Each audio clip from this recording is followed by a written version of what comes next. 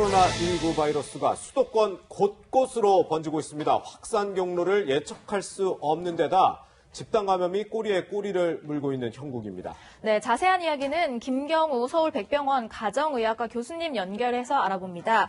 교수님 나와 계시죠? 네, 안녕하세요. 네, 오늘 코로나19 신규 확진자 45명이 추가로 발생했습니다. 이 지역 발생 환자가 또 전원 이제 수도권에서 나온 건데요. 이런 대유행 우려 수도권에서 좀 커지고 있는 모양이네요. 네, 그렇습니다. 지금 확진자 수 통계도 지금 줄지 않고 지금까지 하고 있는 거리두기 정책이 좀 효과적으로 통제하지 못하는 것으로 보이고 있는데요. 네. 우리가 감염 경로를 아는 연결고리도 계속 좀 끊어지지 않고 계속 이어지는 양상을 보이고 있고, 또 우리가 모르는 감염 전파가 우리가 계속 존재한다는 것이 우리가 방역막 밖에서 격리되지 않고 일어나는 감염 전파가 지금도 계속 일어나고 있다는 뜻이 되겠는데요. 예. 즉 최근 2주간 감염 경로를 모르는 사람이 좀 52명이기 때문에 좀 우려가 된 상황이 되겠고, 예.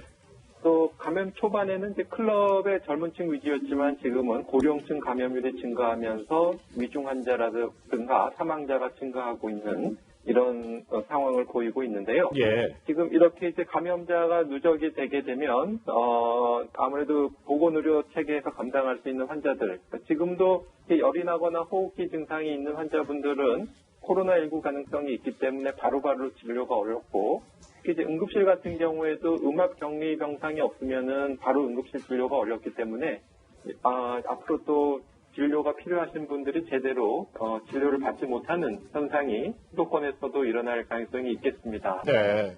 그런데 저기 중대본 발표를 보니까 연쇄 감염 꼬리를 끊으려면 확진자를 사흘 안에 포착해야 한다는데 왜 사흘인 거죠?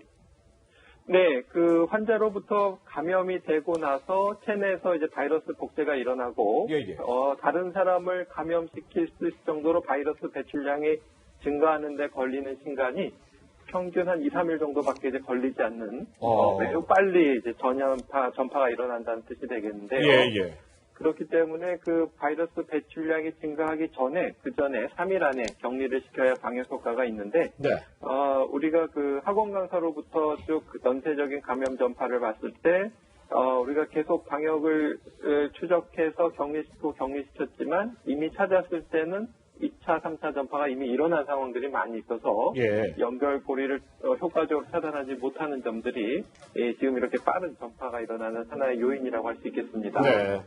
네, 교수님, 그런데 수도권 대유행 우려가 커진다 이런 점들을 좀 짚어봤는데요. 일각에서는 그러면은 거리두기 이런 것들을 좀 더 강화해야 하는 것 아니냐 이런 지적도 나오거든요. 네, 이제 그동안의 고민은 이게 과연 전국적인 감염 확산세냐, 그래서 전국적인 사회적 거리두기를 강화해야 될 것인가, 아니면 이게 수도권에만 지금 일어난 현상인가 하는 것이 지금 고민이 되겠는데, 어쩌면은 대구 경북 사태처럼 이미 어느 지방에서는 이런 감염이 일어나고 있는데 우리가 모르는 것일 수도 있거든요. 네. 그렇기 때문에 지금 현재로서는 각 지자체별로 위험도에 따라서 거리두기 강화 정도를 조절하고 있는데, 수도권 이외의 지역에서도 이런 감염 전파가 일어나지 않는지 선제적인 점검이 필요할 것 같고요. 네. 그 다음에 지금 우리가 사회적 거리두기 속에서 생활 속 거리두기라고 하지만 그래도 개인 방역 수칙과 공동체 방역 수칙은 항상 지켜야 되는데, 이 방역 수칙 이행 준수율이 어느 정도 되는지 좀 평가가 필요할 것 같습니다. 네. 그러니까 지금 정부에서는 교통 이동량을 통해서 지난 주말에도 많은 이동과 모임이 있었다고 이렇게 평가하고 있는데, 과연 생활 주변에서 주변 분들이 이제 마스크 착용이나 거리두기 손위생들을 얼만큼 잘 실천하고 있는가, 보다 실천율을 높이고 하는 것들이 필요할 것 같고요. 이제 또 한 가지 고민은 이제 생활 속 거리두기와 이제 사회적 거리두기와의 구체적인 차이가 무엇인가라는 점이 되겠는데요. 일단은 지금 현재의 어떤 감염 추세가 우리가 지금 하고 있는 방역 통제 수준으로는 충분히 지금 감소하지 않고 있기 때문에 뭔가 조금 더 적극적인 방역 대책이 필요할 것 같은데, 그것이 이제 어떤 방법이 될지는 좀 고민이 되겠습니다. 그런데 이 코로나19 사실 1월 말에 첫 환자 발생하고 벌써 넉 달이 훌쩍 지나면서 굉장히 장기화되기도 했고, 추운 겨울에 발생했는데 이제는 30도 넘는 폭염이 오고 있어요. 그래서 의료진들에 대한 대책도 필요하지 않냐? 이 폭염 속에 사투를 벌이고 있는 이런 부분 지적도 많거든요.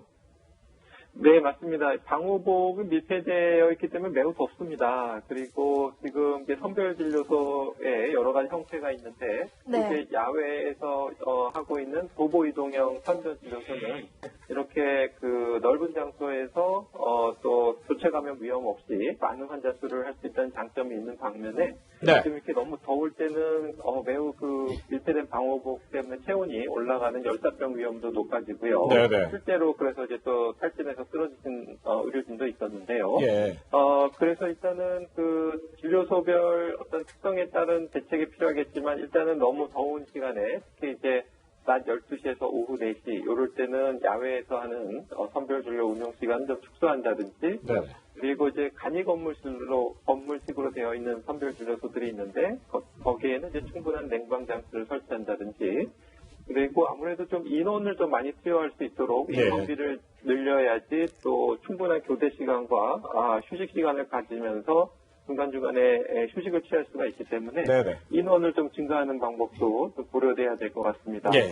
네, 김경호 서울 백병원 교수님과 코로나19 소식까지 짚어봤습니다. 교수님 오늘 말씀 감사드립니다. 네, 감사합니다.